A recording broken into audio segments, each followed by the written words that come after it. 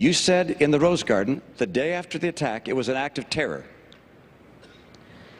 It was not a spontaneous demonstration. Is that what you're saying? Please proceed, Governor. I want to make sure we get that for the record, because it took the president 14 days before he called the attack in Benghazi an act of terror. And welcome back to the special edition of Hannity, and we're coming to you live from Hofstra University in Long Island, the site of tonight's presidential debate. Joining me now in the spin room from the Romney campaign is former New Hampshire Governor John Sununu. Governor, let me fact check this tonight, because in the Rose Garden, he was talking about September 11th, 2001. He doesn't talk about Benghazi being an act of terror. We've got the timeline of other things. Watch this. No acts of terror will ever shake the resolve of this great nation, alter that character, or eclipse the light of the values that we stand for.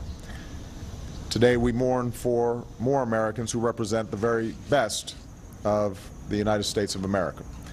We will not waver in our commitment to see that justice is done for this terrible act, and make no mistake, justice will be done. Now, the president was asked directly. 9 days later, he stated that we're going to continue to invest. And he went on The View. And if you watch, in each case, he was asked directly by Joy Behar on The View if this was an act of terrorism.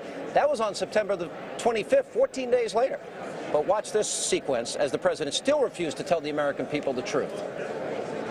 We don't know yet, and so we're going to continue to investigate this. Heard Hillary Clinton say that it was an act of terrorism. Is it? What do you say? Well, doing an investigation. There's a crude and disgusting video sparked outrage throughout the Muslim world. And he said that 6 times at the United Nations. Look, he did not say it, so the president got caught. He got caught, and Candy Crush had no business doing an real time, if you will, trying to fact check, because she was dead wrong.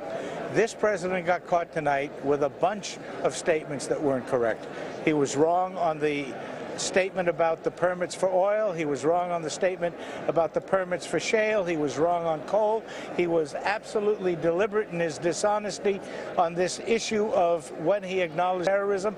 How can you go to the UN 2 weeks later and still be claiming 6 times that it's the video, and then show up tonight and claim that you said it was an act of terrorism? But isn't this an ongoing pattern, Governor? For example, Fort Hood, if we would have believed the president, you have somebody shooting up innocent people there after they're screaming Allahu Akbar, and they said it was workplace violence. The president, early in his administration, could not say the words war on terror. They were man-caused disasters, overseas contingency operation. What's the problem with this? Well, the problem is this president lives in his own world, and he really does not, in my opinion, have a sense of how important some of these issues are. We lost an ambassador first time since 1979, and he's trying to say that the only reason Americans are concerned about it is because it's a political season. That's ridiculous. The death of an ambassador is a critical item, a critical issue. Policies that cause that are really condemned. Failure to provide security is an act of negligence that's unconscionable.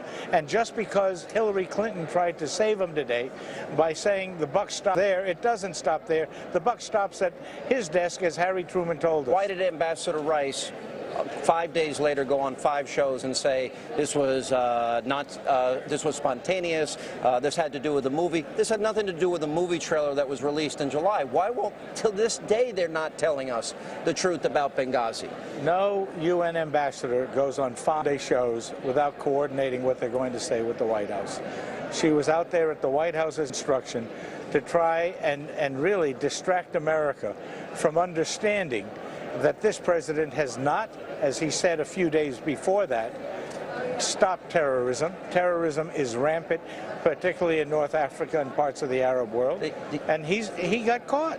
The other interesting thing tonight, and I thought Governor Romney, it was almost like a prosecuting attorney, and he laid out the single greatest concise indictment of the economic failures. 1 in 6 Americans in poverty, 25 million un- and underemployed, 17 million more Americans on food stamps, and it was devastating.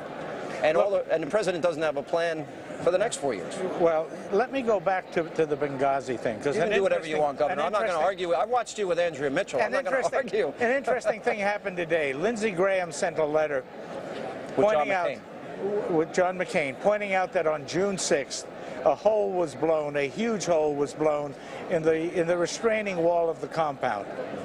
That's the kind of act that doesn't go unreported to a White House. The White House has to hear that their embassy has had a breach in its security. I don't know if it was a separate report to the president. I don't know if it was just in his president's daily brief. But I cannot imagine that was not sent to the president. Governor, they were watching this, according to testimony from the State Department, in real time. On the video link.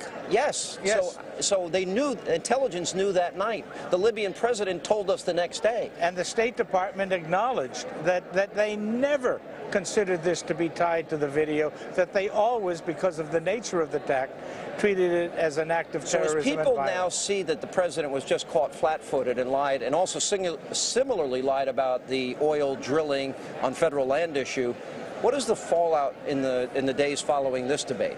Well, the Romney administration had to do a good job in dealing with this. They can't. Romney administration? I'm anticipating November 6th. Yeah. The Romney campaign has to do a good job in dealing with this. They can't let the president and his campaign blurry that narrative. They got to go out and work I was listening to them. They're all out there spinning like a top. Yeah. Well, the word terrorism was in there, but he wasn't talking about Benghazi. The word terror was in there, not even terrorism. Good point. Governor, you're going to correct the record. If I mess up, you're there to tear me up. I got to be careful with you. Thanks good to for see letting you. me on.